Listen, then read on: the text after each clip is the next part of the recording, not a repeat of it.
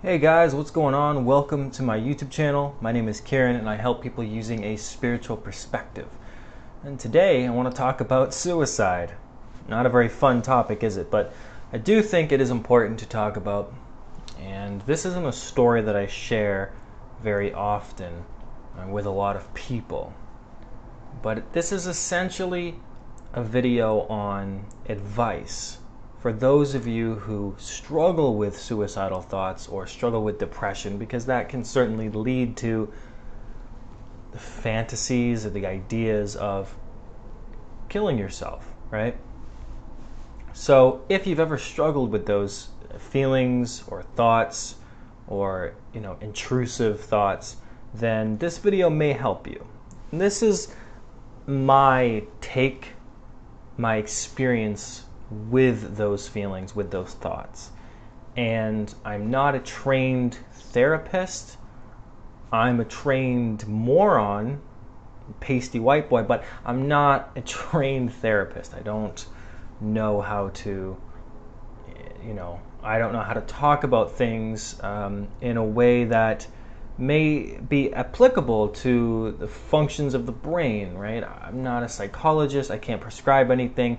So all of that stuff, please do not hold me accountable for, because I certainly don't. I can only tell you the way that I've overcome such a disastrous way of being and feeling.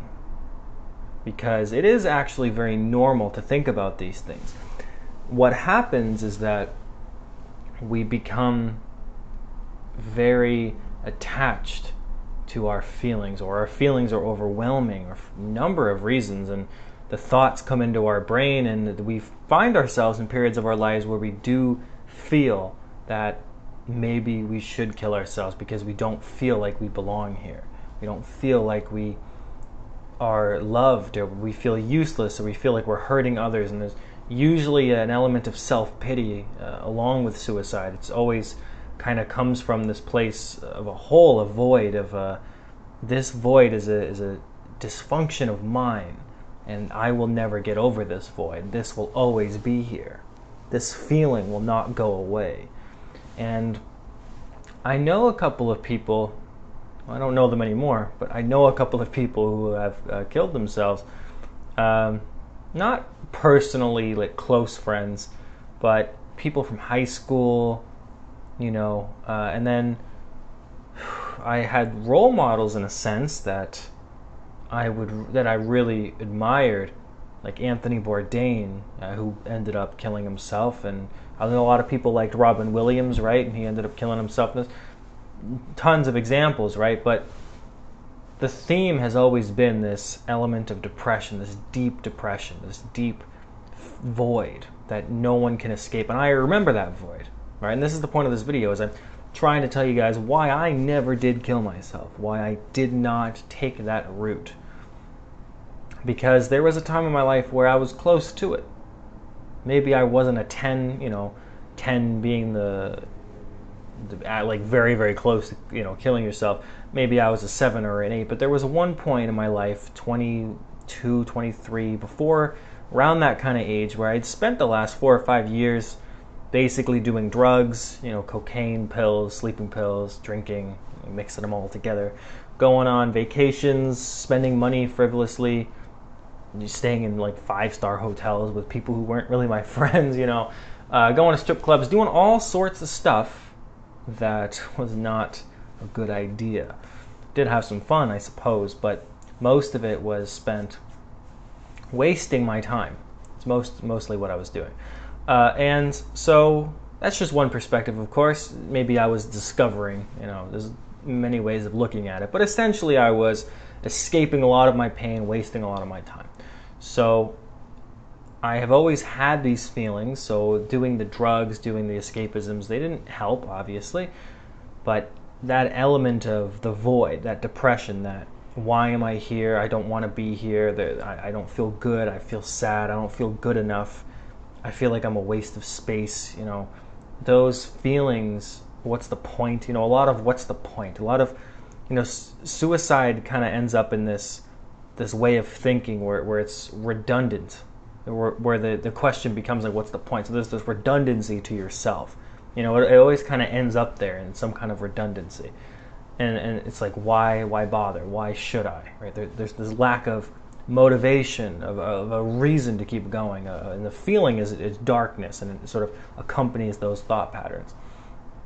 And at the time, I was, very much into these things, lots of addictions to different things, pornography, drugs. I was in this really narcissistic relationship, but not that I was a peach, but I was in terrible relationships. It was very toxic for me, and I weighed more than I've ever weighed in my life, probably like 220 pounds, so I was, really unhealthy at the time, and I was working, all these jobs or whatever, in school, college. I had like this traditional life, so my whole life really felt like my own. And then around the age of 22, 23, I was dumped, as so many people are. And that really affected me because it was a very codependent, toxic kind of relationship that it felt like a part of me was actually being ripped out. Right? It wasn't like a breakup. It wasn't amicable. It wasn't just a regular one. There was a lot of toxicity involved. And a lot of that is on me, of course, as well. But there was this element of codependency that it did reverberate within me to such a degree that it felt like my heart actually did break. Right? And I know it's very cliche to say that, but I actually felt on one occasion that my heart did break. Like whatever you want to call that emotional feeling, I felt it snap, some kind of cord break. It took many years to recover from that. And who's to say that I really am fully recovered from that, right? I think I am, but you never know. When life throws you different kinds of things, you may have emotions that are still brought back up. So anyway, that loss affected me in a very deep way. And so it is very kind of cliche to think, oh, well, a relationship led somebody to wanting to kill themselves. Well, it was a culmination of things, right? It was the drugs, it was the escapism, it was the depression that I had since I was 15, it was the feeling that my life wasn't my own, it was the thought patterns, it was my conditioning, it was the way I was raised, it was the narcissistic parents I was raised with. All of that came to a head, and the relationship ending was the final straw, the getting cheated on, dumped, sort of. It was, the breaking point. So I had this thought, and I don't really even want to say it was a thought because it felt very soulful. And regardless of how you want to describe that, because words can't encapsulate it totally, but it was this essence, something from within me coming up. Now, of course, it was my own voice. It can't be anybody else's voice, but in my own voice, the one that you're hearing, this nasally little thing that you're hearing right now, in that voice, something from within, deep, not thoughts. Thoughts are usually kind of from the side of your head. You can kind of, you kind of can sense a difference between a thought and maybe a deep intuitive presence. And that presence came up and it said, are you going to kill yourself? And I said to myself, well, I don't know. I don't know if I'm going to kill myself. Maybe I should, and maybe I shouldn't. And it was such a profound moment because not only did that voice seem like it was from some far off place, it also really caused this reaction within me where I wasn't sure if I was actually going to kill myself, because it was there. In that moment, I genuinely felt like doing it. But then there was this question within me like, well, if you're going to do it, are you going to do it now? Is this what this, is this the result? Is this what's going to happen? And that made me think about things in a different way. And I thought, well, if I'm going to kill myself, I may as well do something else entirely. I may as well fuck up my life. Before I fuck up my life, I should fuck up my life. That idea saved me, in a sense. And I'm going to explain what I mean by that. Is the choice was simple. It was either kill myself, which of course would have ended this experience, or do whatever I wanted with the experience I had anyway that I had just not done. that I had been put off because this was my life, because these were the things that I was doing, this was the way that I was behaving. What would happen if I just did whatever I wanted, no repercussions? Who gives a shit if I was going to kill myself? It doesn't matter how much money I spend. It doesn't matter what I do. It doesn't matter where I go. It doesn't matter if I quit my job or any of this shit, because I don't like it anyway. Obviously, I felt like killing myself, and I was very depressed at the time, and I was before the breakup, so why not just do that? I didn't expect to feel any better. I just thought, well, before I kill myself, before I end the experience fully, let me just fuck up the actual life that I'm living. Because what's the difference? If I still felt the same in 6 months or a year, I'd just kill myself. It wouldn't matter. So keeping that in mind, that's exactly what I did. I quit both of my jobs. I quit college. I figured I didn't like it anyway. I was like 2 or 3 credits away. It was like one class away that was worth 3 credits from getting a degree in Japanese, I think. And I failed it. I failed the class. I'm not good at math, by the way. I'm terrible at math. So I don't even really understand currency. I'm 28. I really don't get it, you know? I don't know. But I assume it's something. It makes sense to someone, but it doesn't really to me. So I don't really get numbers and stuff. I'm not very good at it. And so I just failed the class, you know, I got like a 50, and I was like, yikes. So I just, well, I don't give a shit anyway. So I quit school. I sold a lot of stuff. I gave a lot of stuff away. So people thought I was actually going to kill myself. So, and I was in a way, metaphorically. But all of that, I decided, you know, quitting jobs, school, giving away my possessions, selling things, getting rid of friends, stopping all these addictions and stuff like that. All of that didn't make a difference. I said, well, who gives a shit? It won't matter. So I took my car, this nice little coupe I had at the time, and I drove it across the country. And I took these odd jobs in different places, you know, Yellowstone. I would do favors for people. I would travel to different cities and meet new people, and, you know, odd jobs and stuff. And stayed in a couple different places randomly throughout that journey, you know. And then, of course, eventually I drove back, right? But that whole experience was intense. It's actually kind of interesting. It's raining outside right now as I'm talking about this. Rain's usually a very sad thing, right? I actually love the rain. It's been so hot. Anyway, it doesn't matter. Just thought I'd mention that it was raining. And that experience was very negative. Many of it. It wasn't negative, the whole thing. It was just there was a lot of moments where I felt, wow, this is worse than killing myself, which sounds interesting, but it was actually kind of healing and freeing, because I thought, well, shit, like this is interesting. Like, this is a real feeling. That's what I meant. Like, it was for me to understand that something was worse than what I thought could be meant that I was living my life. It meant that I was experiencing real pain. Yes, like devastating pain. There was points where I was having panic attacks because I didn't know what I was going to do next or what I was going to eat. There was points where I didn't eat for 3 days. I was at a rest stop in Montana. I just sort of sleeping in my car, you know, and living in there. And there's just this rest stop that was open 24/7, and it had a water fountain, but I had no food. I had no money, so I was just drinking water and just all my shit in my car, right? So I never had any idea of how things were going to progress and what was going to happen next. I just sort of figured, well, shit, this is a real experience. And, you know, I ignored a lot of things as well, of course. You know, by the time that I got back, drove back across the United States to come back to California where I was living at the time, I didn't pay my bills for the car. I didn't have a job. I didn't give a shit. That was my whole point. I was doing whatever I wanted, spending whatever I wanted. In a way that was like for me. It wasn't just frivolous bullshit anymore. It was like, I want to see the country, so I did that. And it was a bucket list thing. I've always wanted to drive across the United States. So technically I've done that twice, right? If you count it each side. And I got back and they repossessed my car, yeah, which makes sense. And then I think shortly after that, you know, I said, well, that I didn't feel too good about that. And I still didn't feel like, I still felt kind of depressed. I still felt very anxious. So I went over to Ireland and I lived there for a couple months.